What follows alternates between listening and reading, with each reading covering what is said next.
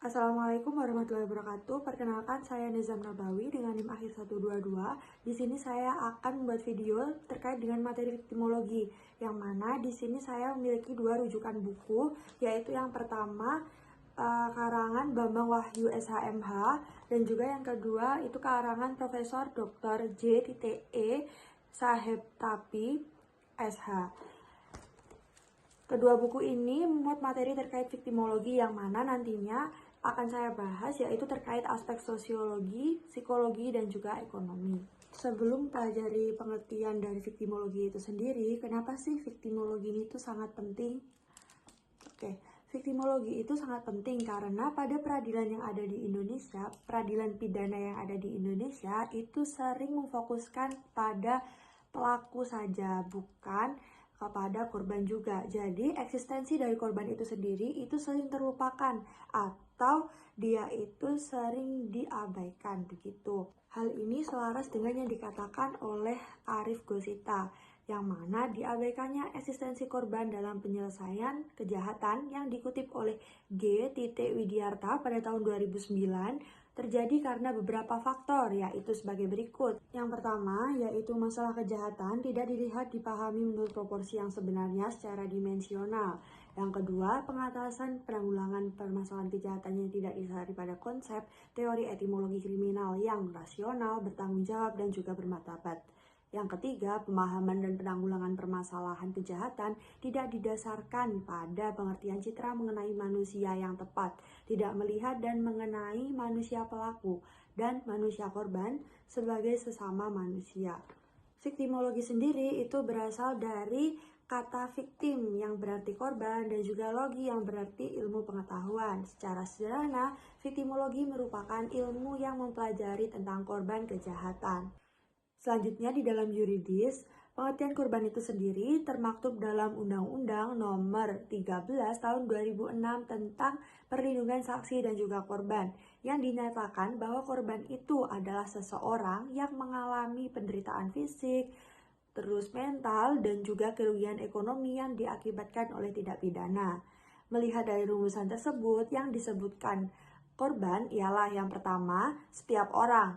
Yang kedua, mengalami penderitaan fisik, mental, dan atau tiga, kerugian ekonomi, dan keempat adalah akibat tindak pidana.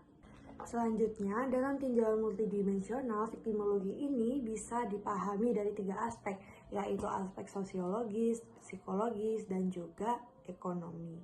Yang pertama yaitu aspek sosiologis. Aspek sosiologis sendiri, viktimologi berbicara tentang relasi kekuasaan dan ketimpangan sosial yang melahirkan korban. Tapi mengingatkan bahwa korban tidak muncul dalam ruang hampa. Akan tetapi mereka adalah hasil dari interaksi sosial, ekonomi, budaya, dan juga politik yang tidak seimbang.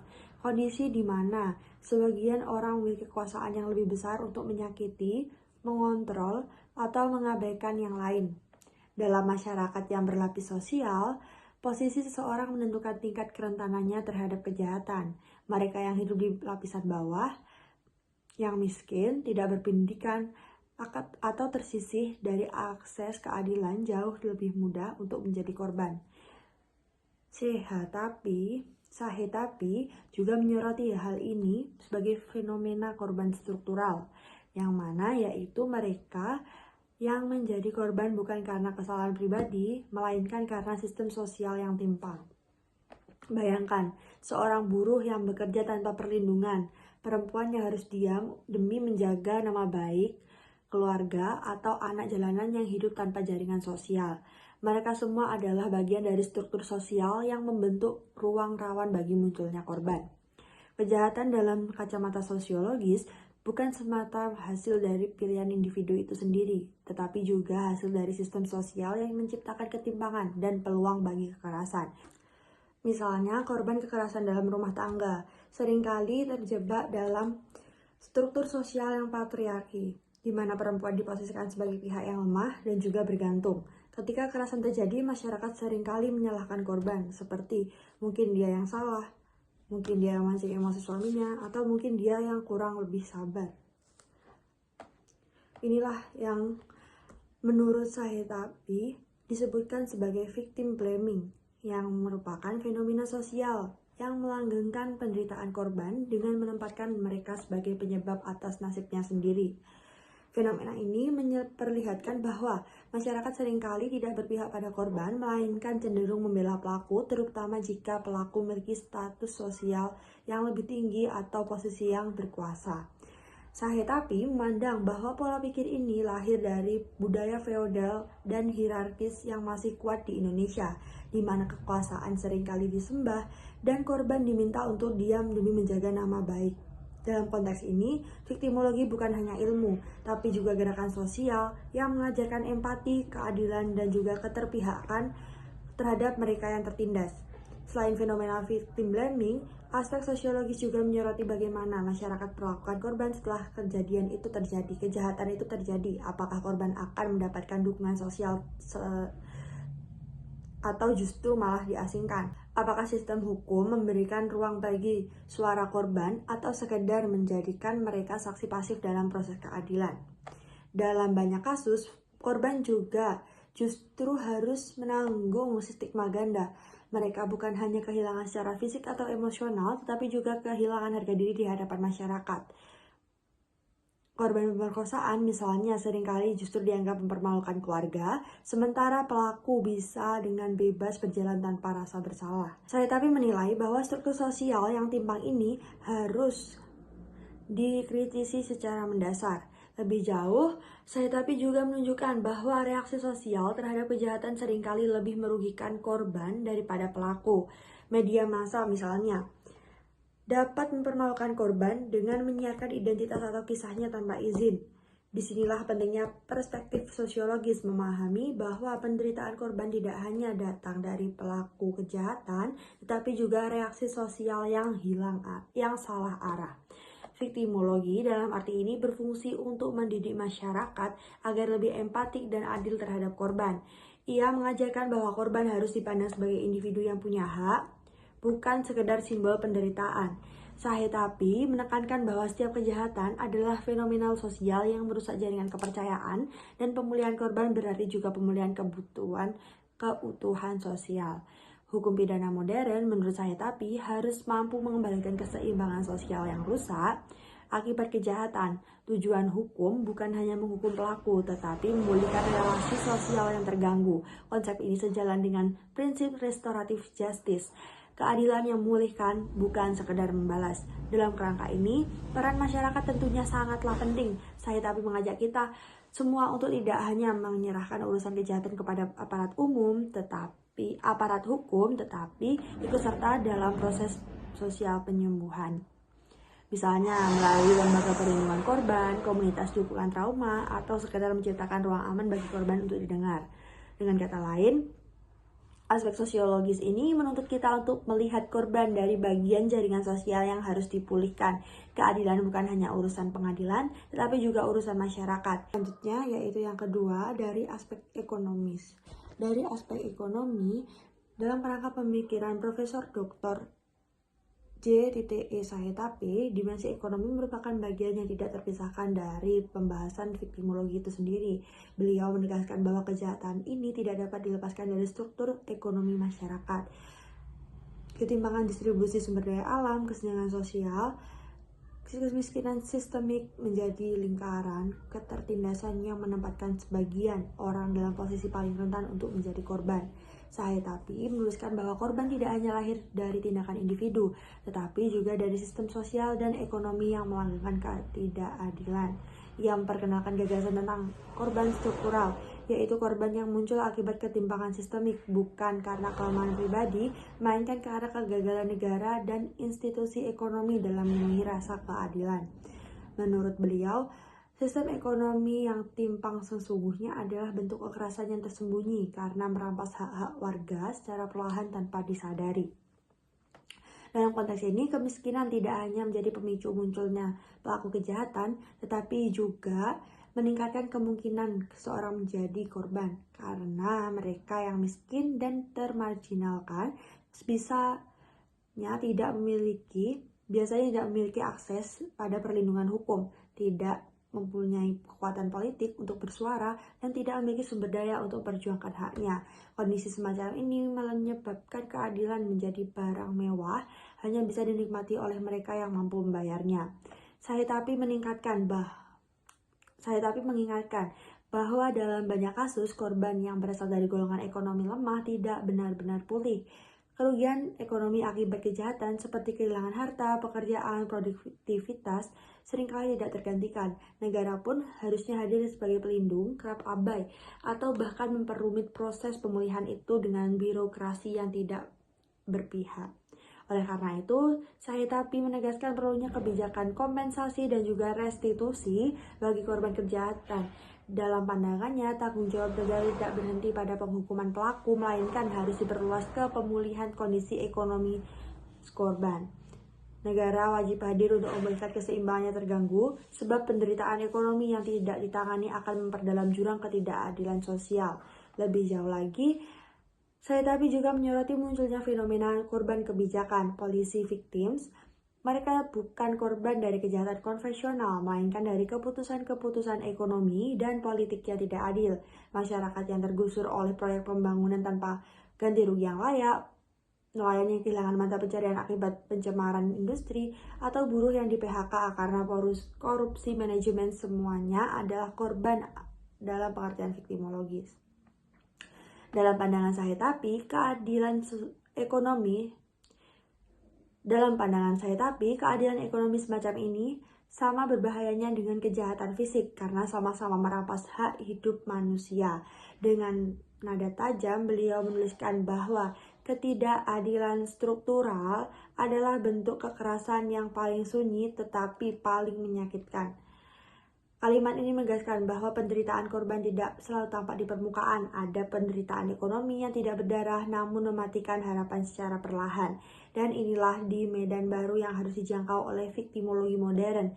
Bagi saya tapi, viktimologi ekonomi bukan sekedar menganalisis kerugian material, tetapi juga mempersoalkan sistem dengan menciptakan kerugian itu. Ia mengajak hukum untuk tidak bersikap netral terhadap ketimpangan, karena netralitas dalam situasi tidak adil berarti berpihak pada penindas. Hukum pidana harus adil, mengandung dimensi keadilan distributif di mana korban memperoleh kembali hak-haknya melalui mekanisme kompensasi, rehabilitasi, dan jaminan sosial yang konkret. Pendekatan ekonomi dalam viktimologi dengan demikian mengubah orientasi hukum pidana itu sendiri dari sekedar menghukum pelaku menjadi memulihkan kesejahteraan korban. Keadilan tidak lagi dipahami secara sempit sebagai balasan setimpal, tetapi sebagai upaya kolektif membangun keseimbangan sosial ekonomi. Inilah esensi pemikiran saya tapi, bahwa kejahatan pada dasarnya adalah gejala sosial yang lahir dari ketimpangan, dan keadilan sejatinya baru tercapai apabila korban peroleh kembali hak ekonomi, martabat, dan rasa aman dalam hidupnya. Yang terakhir yaitu aspek psikologis. Jika pada aspek sosiologis dan ekonomi yang sebelumnya kita bahas, melihat korban sebagai bagian dari sistem sosial yang timpang, maka pada aspek psikologis ini mengajak kita untuk menatap lebih dalam pada luka batin pada seseorang yang telah menjadi korban. Bagi Profesor Dr. J.T.E. Sahetapi sendiri, penderitaan korban bukan hanya soal kehilangan materi atau posisi sosial, melainkan juga kehancuran rasa kemanusiaan dalam diri seseorang. Kejahatan meninggalkan bekas yang tidak kasat mata, luka psikis yang bisa bertahan jauh lebih lama dari luka fisik. Saya tapi menekankan bahwa setiap korban membawa beban emosional yang kompleks, trauma, ketakutan, kemarahan, rasa bersalah yang kerap tidak bisa dijelaskan dengan kata-kata. Dalam kasus kekerasan seksual, misalnya, korban bukan hanya kehilangan rasa aman dan harga dirinya, tetapi juga identitas diri dan kepercayaan terhadap dunia. Ia hidup dalam bayang-bayang peristiwa tersebut, berjuang melawan perasaan bahwa dirinya kotor, tidak berharga, atau bersalah atas apa yang terjadi. Inilah yang disebut dengan banyak psikolog sebagai secondary victimization. Penderitaan kedua kali yang dialami ke korban akibat reaksi sosial yang salah, termasuk dari lembaga hukum dan masyarakat sendiri. Dan Cahaya Tapi dengan tajam mengingatkan, ketika hukum gagal melindungi perasaan korban, maka hukum itu kehilangan jiwa sebagai alat kemanusiaan. Dalam kerangka viktimologi, aspek psikologis menuntut agar pemulihan mental korban menjadi bagian integral dari keadilan. Saya tapi menolak pandangan sempit yang menilai keadilan hanya di sisi sanksi bagi pelaku. Baginya keadilan sejati baru hadir ketika korban bisa berdiri kembali seperti manusia yang utuh. Ketika rasa percaya dan martabatnya pulih, ia menulis bahwa hukum seharusnya tidak berhenti di dalam ruang sidang, tetapi menembus sampai ke ruang jiwa korban. Saya tapi juga membahas fenomena self-blame atau kecenderungan korban menyalahkan diri sendiri. Banyak korban merupakan perempuan dan anak-anak merasa bahwa mereka lah yang menyebabkan terjadinya kekerasan itu. Mereka menanggung rasa malu, bersalah, dan juga ketakutan untuk berbicara, sementara masyarakat alih-alih memberi ruang aman, sering memperkuat beban itu dengan stigma dan penghakiman moral. Korban pemerkosaan dianggap mencoreng nama baik keluarga, korban KDRT disuruh sabar dan berdoa, dan korban penipuan disebut kurang hati-hati. Dalam suasana sosial seperti itu, maka kata Cahaya Tapi, trauma korban menjadi semakin dalam. Ia bukan hanya kehilangan hak sosialnya, tetapi juga kepercayaan pada diri kemanusiaan. Disinilah letak tragedi psikologis yang sebenarnya. Korban akhirnya merasa tidak lagi memiliki tempat di dunia dengan yang seharusnya melindunginya. Karena itu Cahaya Tapi menegaskan pentingnya dukungan sosial dan rehabilitasi psikologis. Hukum pidana yang humanistik harus memberi ruang bagi proses penyembuhan batin korban melalui konseling, pendampingan, atau bahkan rekonstruksi simbolik terhadap martabat yang hilang. Ia menilai bahwa hukum yang dingin dan kaku tidak akan pernah bisa memulihkan luka manusia. Diperlukan hukum yang berjiwa empati, yang mengerti bahwa di balik setiap berkas perkara ada hati yang retak dan jiwa yang berjuang untuk pulih. Dalam perspektif psikologis, korban tidak boleh diperlakukan sebagai objek penderitaan, melainkan subjek pemulihan. Mereka memiliki hak untuk didengar, dipahami, dan juga dihargai. Negara dan masyarakat, kata Cahaya Tapi, memikul tanggung jawab moral untuk menciptakan lingkungan yang aman bagi penyembuhan itu. Lingkungan yang tidak menambah luka dan stigma, tetapi menumbuhkan harapan melalui penerimaan dan empati. Dalam tulisannya, Cahaya Tapi juga menyentuh persoalan yang lebih dalam bahwa penderitaan korban sesungguhnya adalah cerminan kegagalan moral masyarakat. Ia mengatakan korban adalah saksi paling jujur tentang kegagalan sistem sosial. Lewat keberadaan korban, kita dapat melihat di mana hukum itu adil, di mana moral publik itu rapuh, dan di mana empati sosial itu sudah mati. Oleh karena itu, aspek psikologis viktimologi tidak sekedar berbincang tentang trauma pribadi, tetapi juga tentang refleksi kolektif. Apakah masyarakat kita sudah benar-benar manusiawi dalam memperlakukan mereka yang terluka? Apakah sistem hukum kita memberi ruang bagi penyembuhan, atau justru menjadi sumber penderitaan baru? Saya tapi percaya bahwa kebangkitan korban adalah ukuran tertinggi dari keadilan. Ketika korban mampu kembali menatap dunia tanpa rasa takut, ketika ia bisa percaya lagi pada manusia lain, maka disitulah hukum mencapai maknanya yang paling dalam. Bukan divonis, bukan dihukum, tapi di pemulihan martabat manusia. Oke, mungkin itu saja pembahasan terkait viktimologi ditinjau dari 3 aspek, yaitu sosiologis, ekonomi, dan juga psikologis. Semoga bermanfaat dan mohon maaf apabila ada kurangnya baik kata maupun perbuatan. Wassalamualaikum warahmatullahi wabarakatuh.